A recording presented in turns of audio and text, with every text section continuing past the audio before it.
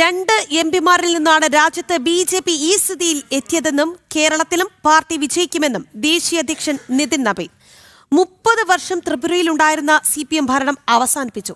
വടക്കു കിഴക്കൻ സംസ്ഥാനങ്ങളിലും ബംഗാളിലും ബിജെപി വലിയ മുന്നേറ്റം നടത്തി. ഇടത് വലത് മുന്നണികളുടെ മാറി മാറിയുള്ള ഭരണം കേരളത്തിലും അവസാനിപ്പിക്കാനായെന്നും അങ്കമാലിയിൽ പാർട്ടി ബൂത്ത് തല ഭാരവാഹി യോഗത്തിൽ അദ്ദേഹം പറഞ്ഞു. आयुर्वेदिक खेल विज्ञान सभी विधाओं में ये भूमि आगे बढ़े, पर उसके बावजूद भी यहाँ की अपार संभावनाएं को यहाँ के दो दलों ने बारी बारी से सत्ता लेकर केवल उसका शोषण किया है. केरल के विकास के दौर में उसको पीछे रखने का काम किया है, माध्यम से अपराधी को रिहा करने का काम किया है. मैं मानता हूं कि एलडीएफ और यूडीएफ की सरकार के मिली भगत से ये काम हुआ है और इसके खिलाफ भाजपा का कार्यकर्ता सड़क पर उतर कर आंदोलन भी करेगा और उस बड़े घटना के अंजाम देने वाले अपराधियों को सजा दिलाने का काम भाजपा के कार्यकर्ता करेगा. അങ്കമാലിയിലെ യോഗത്തിന് ശേഷം കൊച്ചി പാലാരിവട്ടത്ത് BJP നേതൃയോഗത്തിൽ ദേശീയ അധ്യക്ഷൻ പങ്കെടുക്കുകയാണിപ്പോൾ. വിവരങ്ങളുമായി അരുൺ കൊടുങ്ങൂർ ചേരുകയാണ്. അരുൺ, ഇന്ന് പ്രവർത്തകരെ എല്ലാവരെയും കയ്യിലെടുക്കുകയായിരുന്നു നമ്മുടെ ദേശീയ അധ്യക്ഷൻ. കേരളം എങ്ങനെയാണ്, കേരളത്തിന്റെ ഭാവി എന്താണ്? കേരളത്തിൽ BJP അധികാരം പിടിക്കും, കേരളത്തിൽ BJP മാത്രമാകും. പ്രവർത്തകർക്ക് വലിയ ആവേശം നൽകുന്ന വാക്കുകളായിരുന്നു. ഇപ്പോൾ എങ്ങനെയാണ്, എവിടെയാണ് ദേശീയ അധ്യക്ഷൻ ഉള്ളത്? എങ്ങനെയാണ് പരിപാടികൾ? പറയൂ അരുൺ.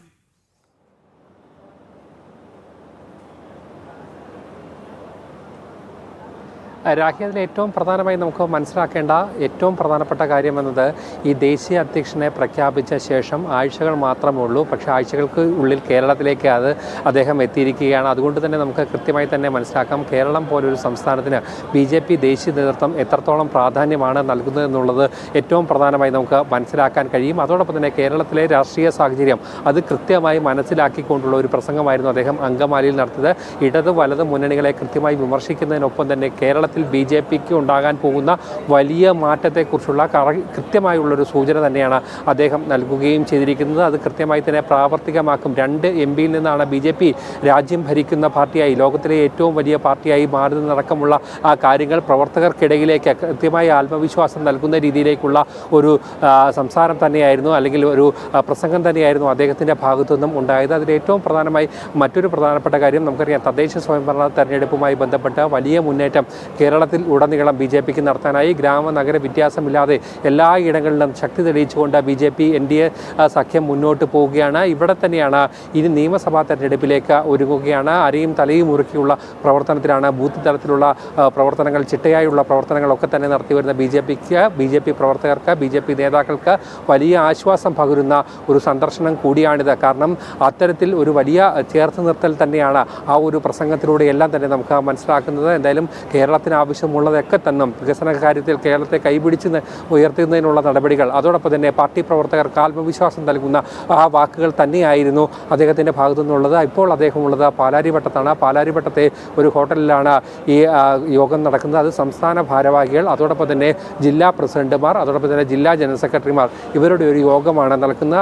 അതിനുശേഷമാണ് കേരളത്തിലെ NDA നേതാക്കളുടെ യോഗം അല്പസമയത്തിനുള്ളിൽ തന്നെ നടക്കും. ഇതിനുശേഷം RSSൻ്റെ ദക്ഷിണ പ്രാന്ത കാര്യാലയത്തിൽ അദ്ദേഹം സന്ദർശനം നടത്തും. അതിനുശേഷം വീണ്ടും അദ്ദേഹം നെടുമ്പാശ്ശേരിയിലേക്ക് മടങ്ങിപ്പോകും. അവിടെയാണ് വീണ്ടും കോർ കമ്മിറ്റി യോഗം നടക്കുക. എന്തായാലും ഇന്നത്തെ ഒരു ദിവസം BJPയെ സംബന്ധിച്ചോളം ഏറ്റവും പ്രധാനപ്പെട്ടതാണ്. രാഷ്ട്രീയ കേരളം ഉറ്റുനോക്കുന്ന ഒരു ദിവസം കൂടിയാണ്. കാരണം അത്രത്തോളം പ്രാധാന്യമുണ്ട്. തെരഞ്ഞെടുപ്പ് വെളിപ്പാടകലെ നിൽക്കുമ്പോൾ ദേശീയ അധ്യക്ഷൻ തന്നെ നേരിട്ടെത്തി തെരഞ്ഞെടുപ്പ് പ്രവർത്തനങ്ങൾക്ക്, ചിട്ടയായുള്ള പ്രവർത്തനങ്ങൾക്ക് നേതൃത്വം നൽകുക എന്നത് ഏറ്റവും പ്രധാനപ്പെട്ട കാര്യമാണ്. അതുകൊണ്ട് തന്നെ ഇന്നത്തെ യോഗങ്ങൾക്കൊക്കെ തന്നെ ഏറ്റവും പ്രസക്തിയുണ്ട്. നാളെയും ഈ സന്ദർശനം, കേരളത്തിലെ സന്ദർശനം അദ്ദേഹം തുടരും. നാളെ BJPക്ക് അഭിമാനകരമായ വിജയം സമ്മാനിച്ച, ലോക്സഭാ തെരഞ്ഞെടുപ്പിൽ അഭിമാനകരമായ വിജയം സമ്മാനിച്ച തൃശ്ശൂരാണ് അദ്ദേഹമുള്ളത്. പാർട്ടി പരിപാടികളിൽ പാർട്ടി നേതാക്കളെ, പാർട്ടി പ്രവർത്തകരെയൊക്കെ തന്നെ അദ്ദേഹം നേരിട്ട് കാണുന്ന ആ പരിപാടികളൊക്കെ തന്നെയാണ്. എന്തായാലും വലിയൊരു ആവേശത്തോടെ തന്നെയാണ് ഇതുവരെയുള്ള പരിപാടികളിലൊക്കെ തന്നെയും ദേശീയ അധ്യക്ഷനെ പാർട്ടി പ്രവർത്തകരും നേതാക്കളും ഒക്കെ തന്നെ ചേർന്ന് സ്വീകരിച്ചിരിക്കുന്നത്. രാഹി.